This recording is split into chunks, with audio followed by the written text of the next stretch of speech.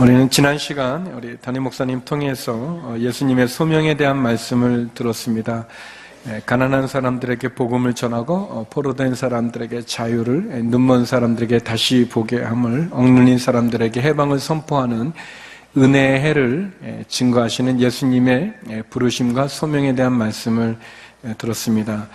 계속해서 예수님께서는 오늘 우리들에게 제자를 부르시는 그러한 모습을 보여주고 있습니다. 하나님의 가장 큰 관심이 있다면 그것은 잃어버린 영혼을 향한 하나님의 마음입니다. 하나님은 잃어버린 영혼, 상처받은 영혼, 버려진 영혼, 타락한 영혼에 그분의 마음이 있으십니다. 하나님의 가장 큰 관심은 죄인들을 회개시켜 구원의 길로 인도하시는 거였고, 또 그 일을 위해서 우리가 알고 있는 것처럼 예수 그리스도를 이 땅 가운데 보내주셨고, 또 예수 그리스도의 십자가를 통해서 하나님께서는 구원의 길을 우리들 가운데 열어 놓아 주셨습니다. 예수님께서 죄인들을 구원하시고 영혼을 구원하기 위해 이 땅 가운데 오셨고, 공생을 사셨고, 또 십자가에서 죽으셨고 부활하시고 승천하심으로 주님을 믿는 모든 사람들로 하여금 구원받은 하나님의 자녀로 살아가는 은혜를 허락해 주셨습니다. 그런데 주님께서 이 엄청난 일, 구원의 이 일을 하기 위해서 가장 먼저 하셨던 것은 사람들을 선택하신 일이었습니다. 보통 사람들은 일을 하기 위해서, 큰 일을 하기 위해서는 어떤 제도를 만들기도 하고 어떤 방법을 찾지만 예수님은 사람을 찾으셨습니다. 일을 먼저 시작하지 않고 사람을 먼저 찾으셨고, 그리고 그 사람들을 훈련시키기 원하셨습니다. 하나님 나라에 있어서 가장 중요한 것이 있다면 그것은 어떤 제도나 조직이나 건물이 아니라 바로 사람입니다. 저와 여러분, 우리들을 부르시는 그 하나님의 사랑입니다. 오늘 본문은 예수님께서 어떤 사람들을 제자로 삼으시고 또 사람을 낚는 어부는 어떤 사람들인가를 우리들에게 보여주고 있습니다. 네 가지로 여러분과 함께 나누고 싶습니다. 먼저 첫 번째는 하나님께서 또 예수님께서 제자로 삼고 사람을 낚는 어부는 주어진 상황에 최선을 다하는 사람이라고 할 수 있습니다. 주어진 현실에서 최선을 다하는 사람이 주님이 찾는 사람들이죠. 우리 1절에서 3절의 말씀을 같이 한번 읽어보겠습니다. 1절에서 3절 말씀입니다. 시작. 예수께서 하나님의 말씀을 들으려는 사람들에게 둘러싸여 게네사렛 호숫가에 서 계셨습니다. 예수께서 보시니 배 두 척이 호숫가에 되어 있고 그물을 씻고 있었습니다. 예수께서는 그들 중 시몬의 배에 올라타 그에게 배를 무태서 조금 떼어 놓으라고 말씀하셨습니다. 그러곤 배 위에 앉아 사람들을 가르치셨습니다. 오늘 본문에서 보면 예수님이 시몬과 또 요한, 야고보를 제자로 삼으시게 되는 그러한 장면이 나오는데, 그 시작은 게네사렛 호숫가에 하나님의 말씀을 듣기 원하는 많은 무리들 속에서 시작이 되었습니다. 게네사렛은 갈릴리의 또 다른 이름입니다. 갈릴리, 디베라 다 같은 이름인데, 특별히 게네사렛은 갈릴리의 북동쪽에 아주 비옥한 땅이 있는 지역을 가리켰습니다.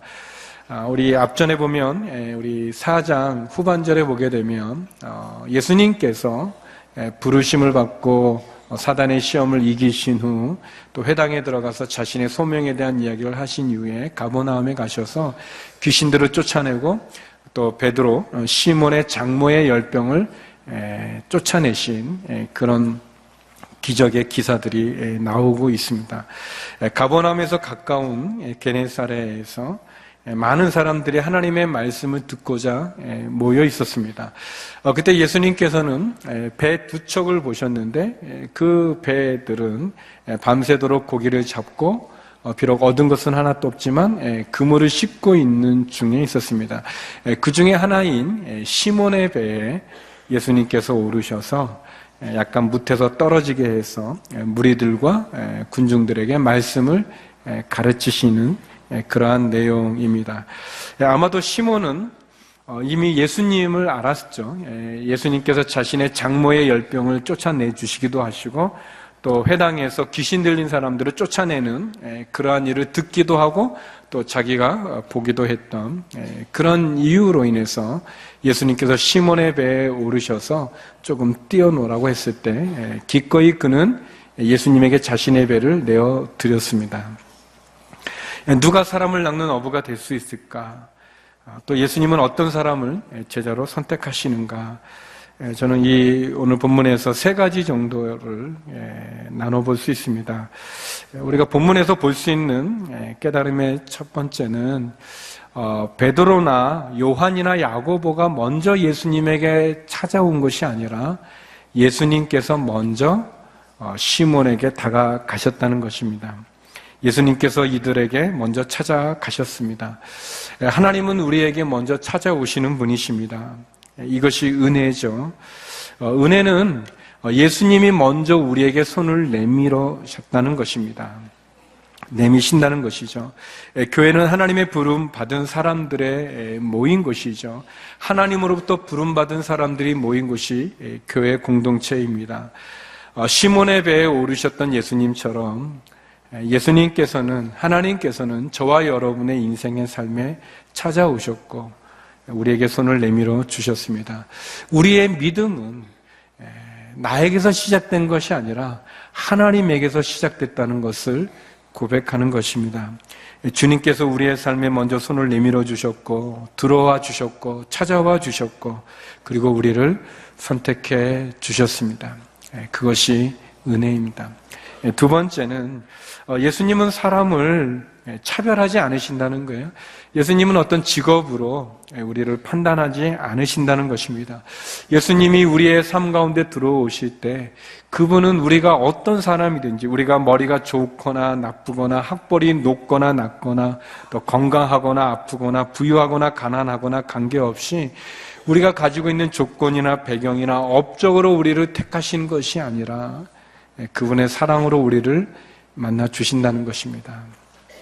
예수님께서는 예수님의 큰 영혼을 구원하는 큰 일을 이루기 위해서 제자를 뽑을 때 어떻게 보면은 뛰어난 학식을 가진 그러한 사람들, 또 다른 사람들에게 깊은 영향을 줄 수 있고 잘 가르칠 수 있는 많은 학식을 가진 사람들 또는 배경이나 조건이 좋은 사람들, 그런 사람들을 찾아다니지 않으셨다는 것이에요. 예수님이 사람들을 평가하는 그 기준은 우리들이 갖고 있는 그런 평가의 기준과 다르다는 것입니다. 주님은 사람을 차별하지도 않으셨고 또 그 신분이나 배경으로 차별하지 않으셨을 뿐 아니라 그의 직업으로도 예수님 차별하지 않았습니다.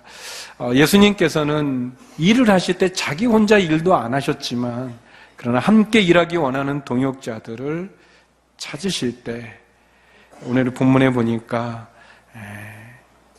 고기를 잡는 어부 가운데서 제자를 삼으셨습니다.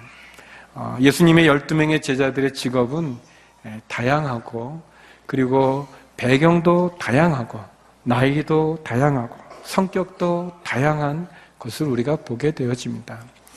이 부분이 얼마나 은혜가 되는지요. 예수님이 우리를 택하실 때 우리가 가지고 있는 조건이나 자격이나 능력으로 우리를 택하시지 않은 것은 능력은 그분이 있기 때문에 자격은 그분이 있기 때문에 우리는 그분의 부르심과 선택받음에 순종으로 나가면 된다는 것이 얼마나 좋은지 모르겠습니다. 전에 제가 교회에서 어떤 일을 하고자 했을 때 그 일은 제 생각에 제가 자격이 없다고 생각이 되어졌습니다. 그리고 또 능력도 없다고 생각되어졌습니다. 또 제가 잘할 수 있다고도 생각하지 않았습니다. 그런데 자꾸 저를 시키려고 하셨어요. 어떤 목사님께서. 그래서 이제 거절했는데 나중에는 더 이상 거절할 수 없어요. 거절하려면 지구를 떠나야 되는 그런 그래서 할 수 없이 그 일을 맡게 됐어요. 제가 외국에 나가는 일이었는데 그때 저희 형님께서 저에게 그런 말씀을 하셨어요. 만약 하나님께서 준기라 그 일을 너에게 맡기는 거라면, 하나님께서 그 일을 너에게 시키시는 거라면, 너가 그 일을 해야 된다면 하나님이 능력도 주시지 않으시겠니? 걱정하지 말고 가라고 이렇게 말씀해 주셨던 적이 있었습니다. 제 마음에 굉장히 위로가 되고 새겨진 일입니다. 주님께서 사람을 차별하지 않았다는 것 자체가 얼마나 좋습니까? 우리가 능력 있는 사람, 그리고 배경이 좋은 분들은, 또 학식이 많은 분들은 괜찮지만 그런 자격이나 능력이나 조건을 갖추지 못한 사람들에게 주님이 사람을 차별하지 않는다는 이 내용은 얼마나 우리에게 은혜가 됩니까? 사랑하는 성도 여러분, 여러분이 차별을 받으십니까? 여러분의 능력이나 또는 여러분의 배경이나 조건이 한계를 갖고 있어서 여러분이 사람들로부터 어려움을 겪고 있습니까? 주님을 바라보십시오. 주님은 우리를 차별하지 않으시고, 만약 우리가 그 일을 해야 된다면 하나님께서는 그 일도 맡기실 뿐 아니라 그 일을 감당할 수 있는 능력도 주시는 분이라는 것을 기억하시길 바랍니다. 우리가 아는 것처럼 베드로는 많은 학식을 가지고 있는 분은 아니셨지만, 그러나 그가 하나님의 일을 해야 될 때 그는 예루살렘의 기둥과 같은, 반석과도 같은 분이 아니십니까? 베드로가 그랬다면 마찬가지로 저와 여러분, 우리도 동일하게 하나님 우리를 불러주실 때 우리의 자격과 조건과 능력이 아니라 그분이 능력 있는 분이기 때문에 그분이 우리를 불러서 우리에게 능력도 주실 것이고 그 일도 감당케 해 주실 것입니다. 그러나 세 번째, 그러나 예수님은 할 일 없는 사람을 부르지는 않습니다. 그러나 예수님께서는 불평하고 원망하고 포기하는 사람을 부르지는 않습니다. 예수님은 열심히 살고 있는 사람을 부르죠. 주어진 상황에 최선을 다하는 사람을 부르십니다. 여기 본문에 보면 3절에 이 시몬이 뭐라고 있었냐면 그물을 씻고 있었다고 그랬어요. 되게 고기는 밤에 잡습니다. 밤에 이렇게 고기를 잡게 되어지는데, 근데 이제 뒤에 배경에도 나오지만 그 전날 밤 베드로는 수고를 했지만 밤새도록 그물을 내렸지만 한 마리도 얻지 못했어요. 그물을 씻는다는 것은 다음을 준비하는 건데, 그 전날 밤 헛수고를 했지만, 그러나 아무것도 얻지 못한 자신의 상황을 원망하거나 불평하거나 또는 포기하거나 낙심하지 않고 다음을 준비하는 일을 하고 있었습니다. 하나님께서 우리에게 우리를 찾아와 주시고 우리를 차별하지 않고 선택해 주시지만, 그러나 우리에게 필요한 것은 원망하고 불평하고 좌절하고 절망하고 낙심해서 손을 놓고 있는 사람을 하나님이 부르시고 선택하는 것은 아니십니다. 어떤 상황에서든지 열심히 살아가고 주어진 상황에 최선을 다하는 사람들을 하나님은 택하십니다. 직업이 있든 없든, 환경이 좋든 나쁘든, 상황이 여의치 않든 가능하든 관계없이 내게 주어진 상황에서 최선을 다하는 사람, 자기에게 맡겨진 일에 충성스럽게 애쓰는 사람, 그 사람을 부르십니다. 마태복음 25장 20절에서 21절에 보면 달란트의 비유가 나오는데 같이 한번 읽어보겠습니다. 함께 읽어볼까요? 시작. 5달란트 받은 종이 주인에게 5달란트를 더 가져와 말했다. 주인님은 제게 5달란트를 맡기셨습니다. 자, 보십시오. 제가 5달란트를 더 벌었습니다. 그러자 그의 주인이 대답했다. 잘했다. 착하고 신실한 종아. 내가 작은 일에 충성했으니 이제 더 많은 일을 맡기겠다. 와서 내 주인의 기쁨을 함께 나누자. 누가 칭찬을 받고 누가 하나님의 일을 감당할 수 있습니까? 여기 보니까 착하고, 착한 마음, 왜 나한테 이런 일을 시키는 거야? 왜 나에게 이런 일을 주는 거야? 원망하고 불평하는 게 아니라 착한 마음, 신실한 종, 성실한 거죠. 최선을 다하는 거죠. 주어진 환경 가운데서 할 수 있는 최선을 다하는 겁니다. 나이를 따지지 않고, 건강의 상황을 따지지 않고, 내가 몸이 원하는 대로 하는 것이 아니라 최선을 다하는 것. 너가 작은 일에 충성했으니 내게 보여지는 하찮은 일인 것 같지만 그러나 내게 주어진 그 작은 일에 충성을 다하는, 얼마나 좋습니까? 여러분들 이 본당까지 들어오려면 이렇게 계단을 오는데 계단에 이렇게 안내하시는 분들이 계시죠? 보셨죠? 관심이 없으시군요. 그거 좀 보세요. 얼마나 웃으시면서 이렇게 어서 인사하잖아요. 그분이 어제 무슨 일이 있는지 여러분 아세요? 그런 상관없이 그 안내하는 그 자리에서 따뜻하게 교인들을 안내하시는 그런 분들. 우리 대중교통을 이용해야 되는데 너무 주차난이 심각해서 안내하잖아요. 주차봉도가 하시는 분들 얼마나 비가 약간씩 가랑비 내리는데도 이렇게 하시면서도 웃으면서, 그리고 저도 이제 사무실이 건너편에 있어서 그 횡단보도를 건너야 되는데 차가 오면 몸으로 막잖아요. 몸으로. 그 차가 어떻게 될지도 모르는데도 몸으로 이렇게 우리들을 위해서 신실하고 주어진 거 최선을 다하는 사람을 주님이 원하십니다. 뽑으십니다. 우리 주양한 찬양팀 찬양할 때 얼굴도 보세요. 얼마나 열심히 부르십니까? 올라가는 분도 계시지만 안 올라가더라도 쉽게 이렇게 하면서 또 우리 성가사님은 또 얼마나 온몸으로 이렇게 지하잖아요. 여러분, 하나님이 쓰시는 사람은 차별은 하지 않아요. 하나님께서. 그러나 아무 일도 안 하는 사람, 그런 사람을 쓰는 게 아니라 착하고 신실하게 작은 일에 충성된 사람을 주님이 쓰고 계십니다. 저와 여러분이 그런 사람이 되기를 주의 이름으로 축원합니다. 두 번째, 하나님은 누구를 쓰시는가? 말씀에 순종하여 실천하는 사람을 쓰십니다. 우리 4절에서 7절까지의 말씀 같이 한번 읽어보겠습니다. 4절에서 7절입니다. 시작. 말씀을 마치신 후 예수께서 시몬에게 명령하셨습니다. 물이 깊은 곳으로 나가 그물을 내리고 고기를 잡아라. 시몬이 대답했습니다. 선생님, 저희가 밤새도록 애썼지만 아무것도 잡지 못했습니다. 그러나 선생님의 말씀대로 제가 그물을 내려보겠습니다. 어부들이 그 말씀대로 했더니 그물이 찢어질 정도로 많은 고기들이 잡혔습니다.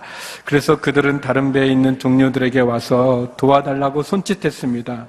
그들이 와서 2배의 고기를 가득 채우자 배가 가라앉을 지경이었습니다. 말씀을 마치신 예수님께서 물이 깊은 곳으로 나가 그물을 내리고 고기를 잡아라 이렇게 말씀하셨어요. 근데 이 말씀은 베드로가 듣기에, 시몬이 듣기에 굉장히 어려운 얘기입니다.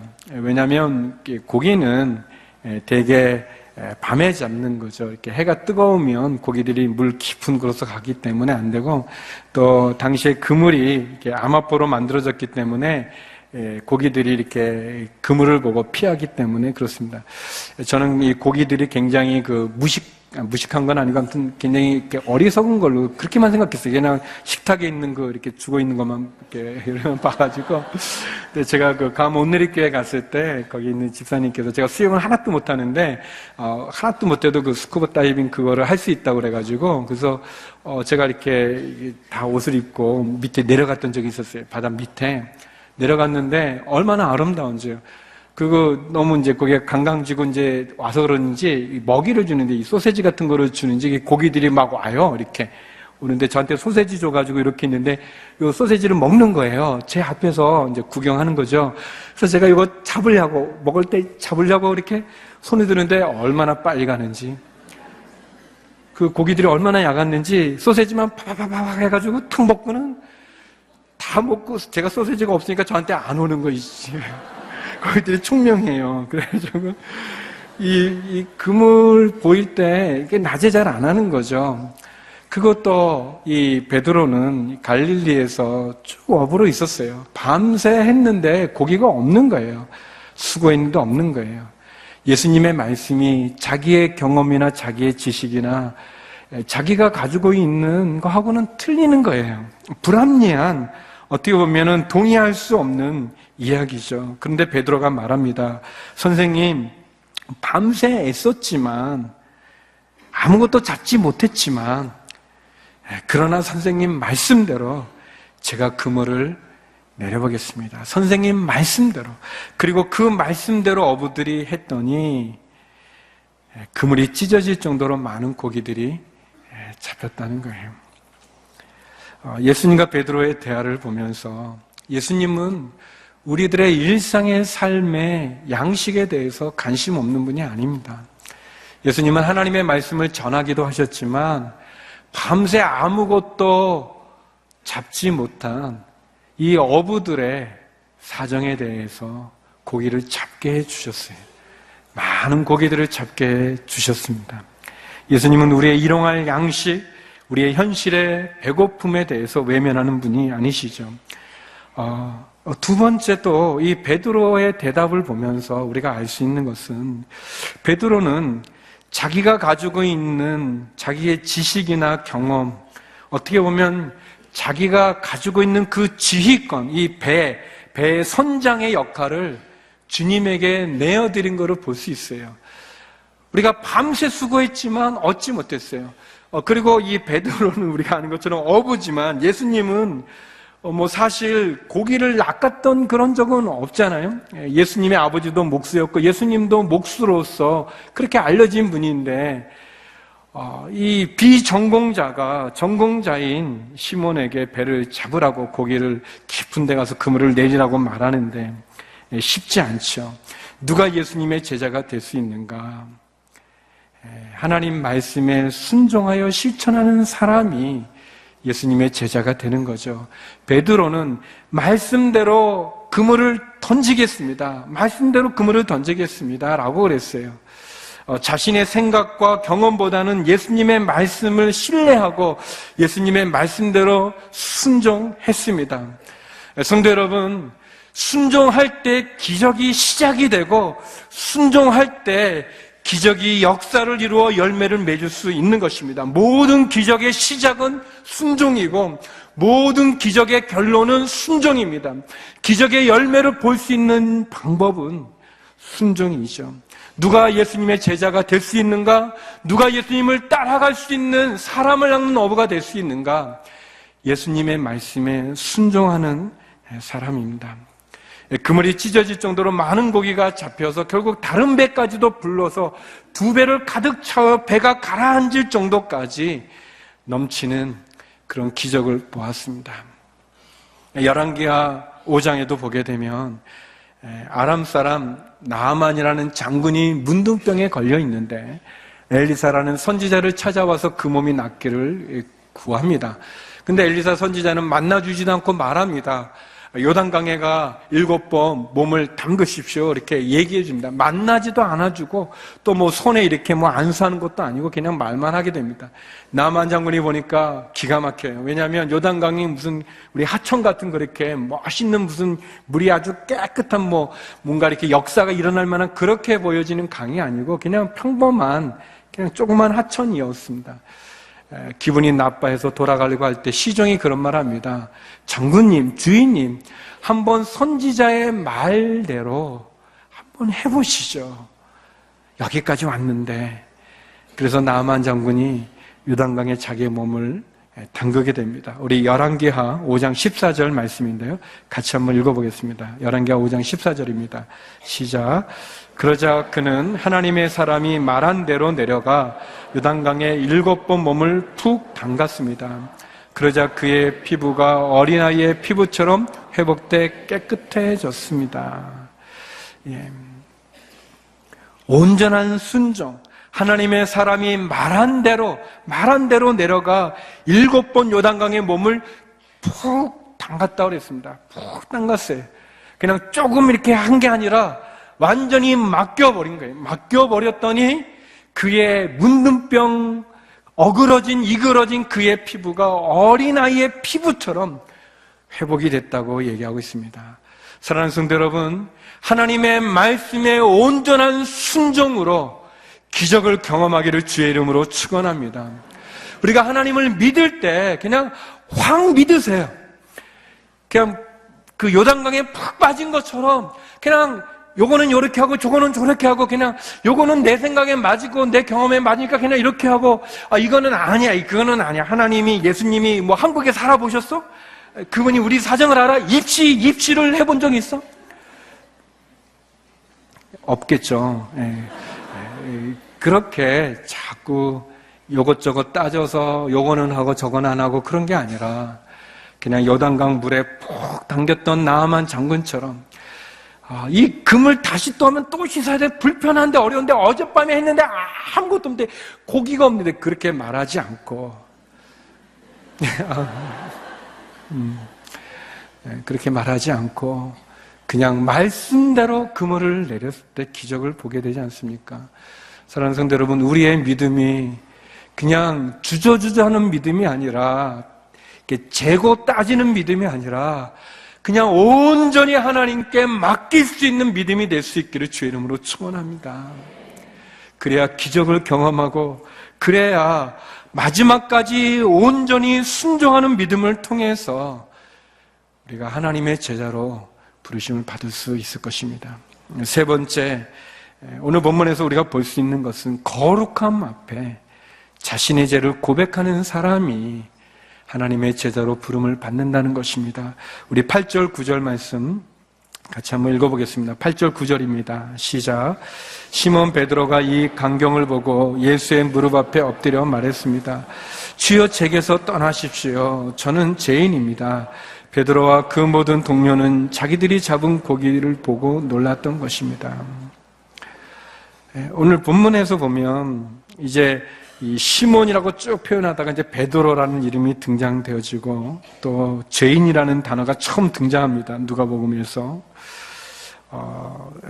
누가는 이 기적을 경험한 베드로의 반응을 아주 주의 깊게 적고 있습니다.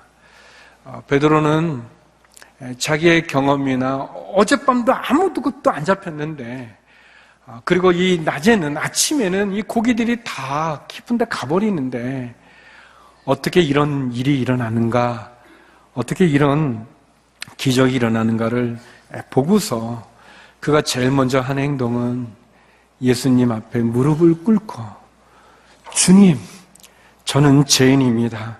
제게서 떠나십시오 라는 고백을 한다는 거예요. 저 같으면은 엄청 잡으니까 저분을 잡아야겠구나. 예수님을 잡으면 이렇게 헛고생 헛수고 안 하겠구나. 그런다든지 아니면은 노하우가 뭘까? 고기들에게 어떤 신호를 보내는가? 뭔가 그런 거를 이렇게 찾거나 아니면 이 굉장히 많이 잡은 이걸로 그러면은 이게 얼마 정도 받을 수 있을까? 내가 일주일을 한 달을 그런 거 셈하지 않고 이 기적을 경험했을 때 제일 먼저 시몬 베드로가 한 일은 하나님 앞에, 주님 앞에 무릎을 꿇고 주여, 제게서 떠나십시오. 저는 죄인입니다라고 말했다는 것입니다. 거룩함을 보고 그 거룩함 가운데 자기의 죄의 모습을 본 것이죠. 이사야 선지자도 그랬습니다. 그가 성전에 들어갔을 때 갑자기 천사들이 노래하는 소리를 듣고 천사들의 영광을 보고, 근데 그 영광에 날아다니는 그 천사들이 하나님의 존전 앞에서 하나님을 보지는 못하지만 가려 있지만 그 가려진 천사들이 부르는 그 놀라운 찬양 앞에, 그 거룩함 앞에 이사야 선지자는 이런 고백을 합니다. 이사야 6장 5절인데요. 같이 한번 읽어보겠습니다. 시작. 내가 말했다. 내게 재앙이 있겠구나. 내가 죽게 됐구나. 나는 입술이 더러운 사람인데 입술이 더러운 사람들 사이에 내가 살고 있는데 내 눈이 왕이신 만군의 여호와를 보았으니. 이사야 선지자는 하나님의 거룩함을 보고 자기의 죄를 느낀 거예요. 자기가 죽게 됐다는 걸 알게 된 거예요. 자기의 입술이 부정함을 본 거예요. 하나님의 거룩함 앞에 자기의 부정함을 보고 자기의 죽게 됨을 깨달은 거죠.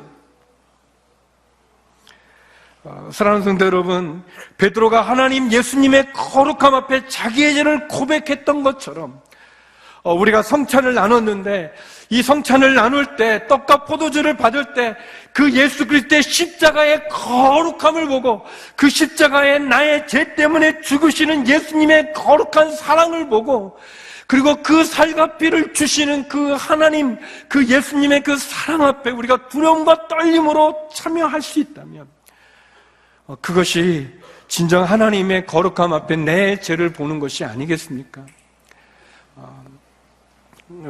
예전 대학생 때 친구들하고 그 사중창을 이렇게 했었습니다. 그때는 좀 노래를 잘해서 그래서 이제 했는데 저희가 병원 다니면서 이제 이렇게 전도하면서 했었는데 아무튼 어디서 연락이 왔어요. 우리 실력을 잘 모르시고 아무튼 집회하는데 특순을 해달라고 인천에서. 그래서 친구들하고 이제 반주자하고 같이 이제 갔는데 이렇게 천막인데 무슨 은사 집회 같은 기적 그런 성령 집회하는 그런 집회였어요. 이렇게 천막에 이제 가만히 깔아놓고 하는 그런 데였는데요. 근데 사람들이 많이 있었어요. 천막이 그렇게 크진 않았지만 사람들이 많이 모여 있었고, 그리고 이제 우리가 이제 설교 전에 이제 특순을 했어요. 그냥 이렇게 보통으로 했는데도 불구하고 모인 분들이 굉장히 뜨겁게 박수 이렇게 막 쳐줘서 아주 좋았어요.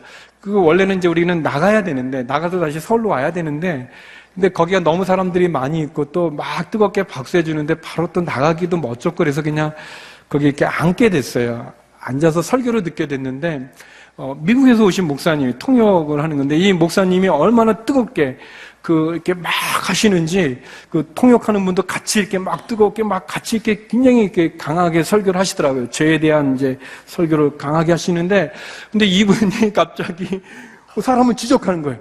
누구 일어나라고. 그러면 이제 일어나면은 막 얘기하는 거예요. 뭐 이제 그 사람이 지은 죄에 대해서 이렇게 막 얘기하고, 그분이 막 쓰러지신 거예요. 목사님이 이쪽에 계시고 멀리 있는데, 그러면서 이렇게 몇 사람 지적하는데, 우리 넷이서 다 고개 숙이고, 눈 마주치지 않으려고. 그 제가 굉장히 막 두려운 거예요. 혹시 내 죄를 또 얘기할까봐 막 그러면서. 그랬는데, 근데 이제 아무튼 설교 끝나고는, 이분이 이제 막 다니시면서 안수기도를 막 하시는 거예요. 그런데, 제 앞에 있는 앞열에 있는 분들 이렇게 막 안수하는데 막 쓰러지시고 제 앞에 있는 여자 집사님 같은데 그분 쓰러진 막 거품도 나시고 막 그런데 제가 그런 거 보면 하나님의 역사와 은혜가 막 임하니까 내가 좋구나, 내가 빨리 은혜를 받아야겠구나, 제가 저 목사님한테 안수받을 그런 마음이 드는 게 아니고요, 도망가고 싶은 거예요. 그게요, 이 거룩함 앞에 이 흠이 많고 죄가 많은 이 죄인은 두려움을 느낄 수밖에 없다. 나를 일으킬까봐 두려워서 눈을 그렇게 머리를 숙이고 또 그런 역사가 일어날 때 그 두려움이 있더라고요. 사랑하는 여러분, 우리는 이 베드로가 느꼈던 이 거룩함, 예수님의 그 기적을 보고 그 기적 앞에 자기가 죄인이라는 것을 고백하고 있는 이 거룩함을, 이 죄를 회개하는, 고백하는 이 신앙을, 이 믿음이 우리에게 필요합니다. 우리는 너무 하나님의 거룩함을 경외하지 않고 하나님의 십자가의 보혈을 너무 쉽게 받아들이면서, 쉽게 하면서 이 성만찬에 참여할 때도 그렇고 주님 앞에 이러한 모습이, 주의 십자가를 보면서 그 십자가 앞에 내 죄를 대신하는 하나님의 사랑에 대해서 느끼지 못하는 우리의 이 무감증에 있는 우리의 이 믿음을 돌이켜야 될 것입니다.